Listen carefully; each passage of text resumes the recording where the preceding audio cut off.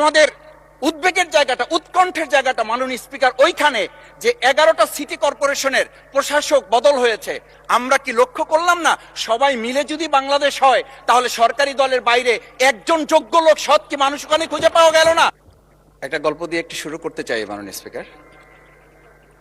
ছোট্ট গল্পটি হচ্ছে, রাজা তার উজিরকে বলে দিয়েছিল সকাল থেকে এটা কাজ করবা, এই কাজগুলো করবা।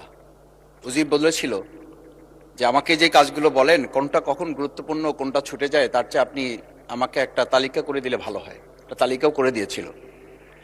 তালিকা দেখে দেখে সে কাজ শুরুই করেছিল। হঠাৎ করে রাজার মনে হলো সে একবার শিকারে যাবে। ঘোড়ার পেটে উঠে যখন রেকাবে পা ঢুকিয়েছে, রেকাবে পা ঢুকালে পা আটকে গিয়েছিল। পাটা যখন ছুটাতে পারছিল না তখন সে উজিরকে বারবার ডাকছিল, আমার পাটা এখান থেকে বের করে দাও। পাটা বের করতে যাচ্ছিল না উজির, কারণ উজির বারবার খুঁজছিল যে তালিকাটা করে দেওয়া হয়েছিল সেই তালিকার মধ্যে পা আটকে গেলে ওটা বের করে দেওয়ার বিধান ওখানে আছে কিনা।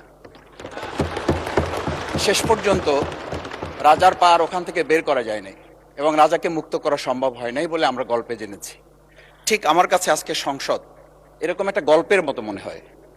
আমরা জুলাই সনদে যখন আমাদের 4 বছরের সন্তানরা জীবন দিয়েছে, আমরা যখন দেখেছি বিগত 17 বছর উন্নয়নের কথা বলে আমাদের নির্বাচনকে ভুলে দেওয়া হয়েছিল, আবার বিগত 1.5 বছর আমরা লক্ষ্য করলাম যে সে সময় আমরা কেউ কেউ নির্বাচন এবং নির্বাচন বলে বলে আমরা আমাদের মাথা থেকে বিচার এবং সংস্কারটাই ভুলে দিয়েছিলাম।